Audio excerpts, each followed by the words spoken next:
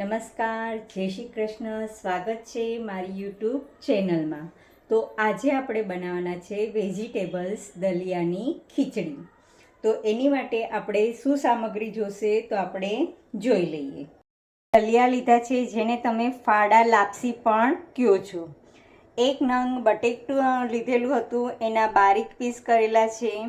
ત્યારબાદ સ્વીટકોર્ન લીધેલા છે થોડા, જેને તમે મકાઈના દાણા કહો છો.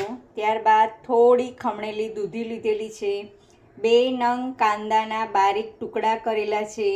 સ્વાદ અનુસાર મીઠું છે. થોડું ગાજર છીણીને લીધેલું છે ખમણીને. 1 નંગ ટમેટાં છે. આદુ મરચાંની પેસ્ટ લેશું અને સાથે થોડા વઘારમાં આપણે કડી પત્તાનો ઉપયોગ કરવાના છે. થોડા અહીંયા વટાણા લીધેલા છે અને આપણા મસાલા બધા છે, એ મસાલાનો ઉપયોગ આપણે કરવાના છે. લવિંગનો, તજનો, મેથીના દાણાનો, બોરિયા મરચાંનો, હળદરનો. તમને થોડું લાલ જેવા ફાડા લાપસીનો કલર કરવો હોય તો તમે થોડું મરચું પણ સૂકું નાખી શકો છો.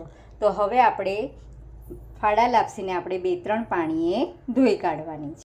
આપણે દલિયાની ખીચડી કરવા, ફાડા લાપસીની ખીચડી કરવા આપણે પહેલાં તો ઘીમાં એને આપણે ઘી મૂકવાનું છે.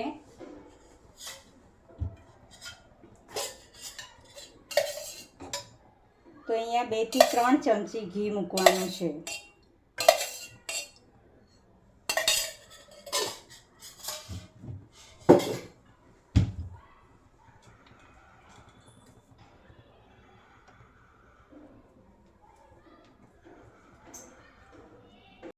અહીંયા ઘી ગરમ થઈ ગયું છે એટલે હું આમાં બધા જે મસાલા છે એમાંથી હું જીરાનો ઉપયોગ કરું છું. તો થોડું આપણે જીરું લેશું, 1 ચમચી જેટલું.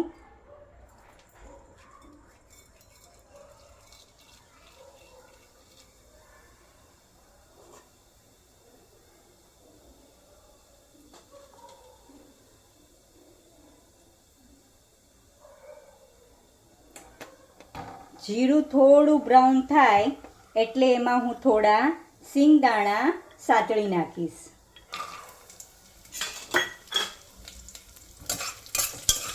ગેસની ફ્લેમને સ્લો રાખવાની છે.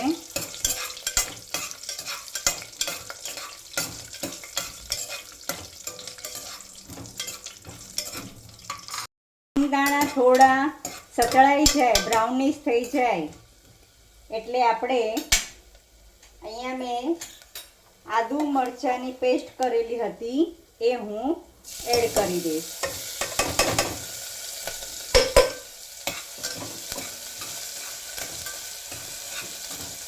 ત્યારબાદ 1 કડી પત્તાની તીરખી એડ કરી દેવાની છે.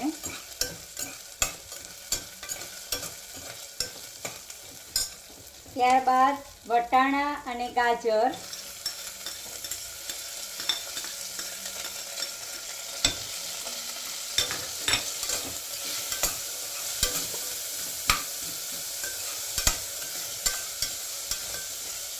બે મિનિટ સુધી સાતળી લેવાના છે બધાને. ત્યારબાદ બટેટા,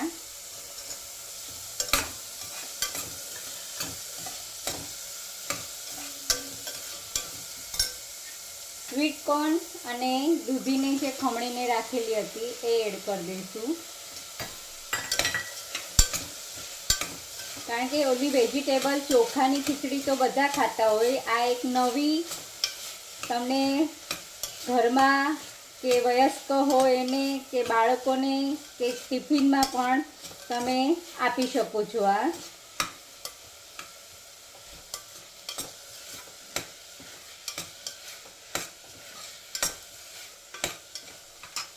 ત્યારબાદ કાંદા,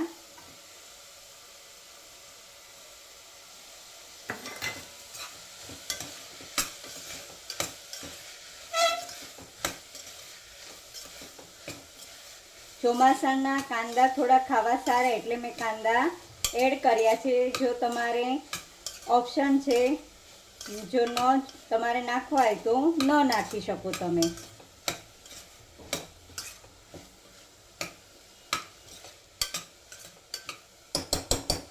ત્યારબાદ લાસ્ટમાં આપણે ટમેટું એડ કરશું.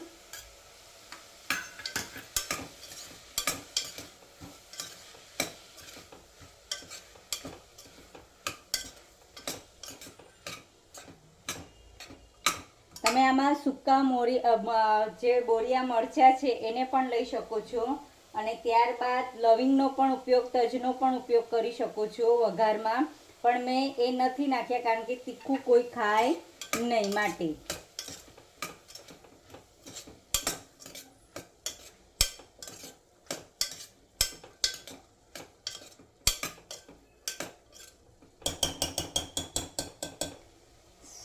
સ્વાદ અનુસાર મીઠું નાખી દેવાનું છે આપણે, થોડી હિંગ,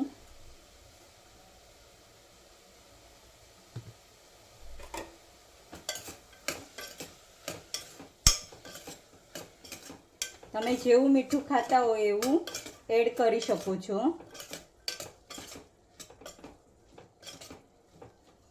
હવે આપણે દલિયાને એડ કરવાના છીએ. 2-3 પાણીએ આપણે ધોઈ કાઢેલા છે.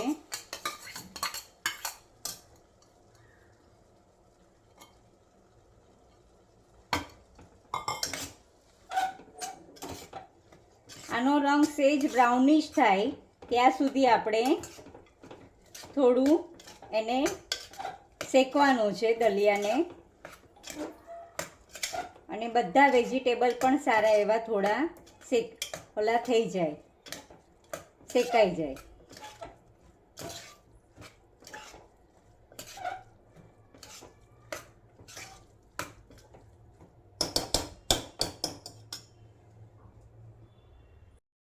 હવે આપણું થોડું આ દલિયાનો કલર છે એ બ્રાઉનિશ થઈ ગયેલો છે, એટલે હવે આપણે જે 1 વાટકી હતું એનું 2 ગણું પાણી આપણે લેવાનું છે. જો તમારે એકદમ ઢીલી ખીચડી ટાઈપ કરવી હોય તો થોડું પાણી વધારે એડ કરવાનું છે, નહીં તો આનું 2 ગણું પાણી લેવાનું છે.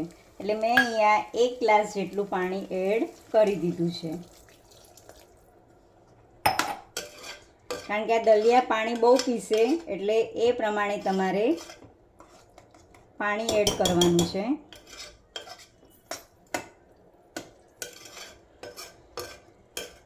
ઓનિયનનો કલર પણ શેકવાથી બ્રાઉન થઈ ગયો છે, અને દલિયાનો કલર પણ બ્રાઉન થઈ ગયો છે. હવે થોડી હું હળદર એડ કરું છું, 5 ચમચી જેટલી.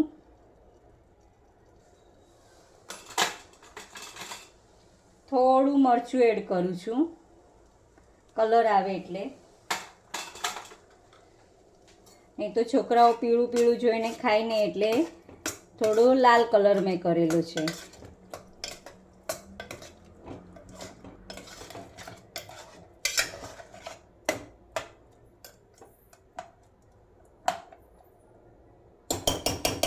હવે મારે ઢીલી ખીચડી કરવી છે, એટલા માટે હું હજી 1 ગ્લાસ પાણી એડ કરું છું.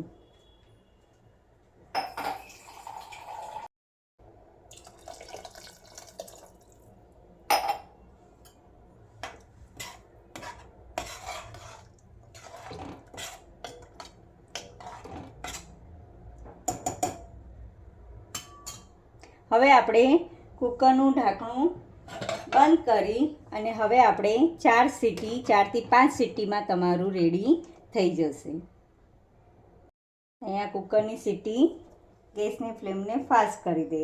4 થી 5 સીટીમાં તમારી આ દલિયા ખીચડી રેડી થઈ જશે. મારી દલિયાની ખીચડી વેજીટેબલ્સ રેડી થઈ ગઈ છે. મેં એકદમ ઢીલી રાખેલી છે, કડકમાં મેં બનાવેલી નથી, જેથી બધા જ ખાઈ શકે. તો અહીંયા મારી દલિયાની વેજીટેબલ ખીચડી રેડી છે. એની સાથે મેં અથાણું લીધેલું છે, તમે દહીં સાથે ખાઈ શકો, ત્યારબાદ શેઝવાન સોસ સાથે પણ ખાઈ શકો છો, ત્યારબાદ ચટણી સાથે, અને વિવિધ ગોળ કેરી સાથે પણ તમે ખાઈ શકો છો. એની ઉપર હું 1 ચમચી ઘી એડ કરું છું. તો આ રીતે મારી દલિયાની ખીચડી રેડી થઈ ગઈ છે. અહીંયા મારી વેજીટેબલ દલિયાની ખીચડી રેડી થઈ ગઈ છે. તો તમે પણ એક વખત જરૂરથી બનાવજો અને કમેન્ટ બોક્સમાં કમેન્ટ જરૂરથી કરજો. Thank you.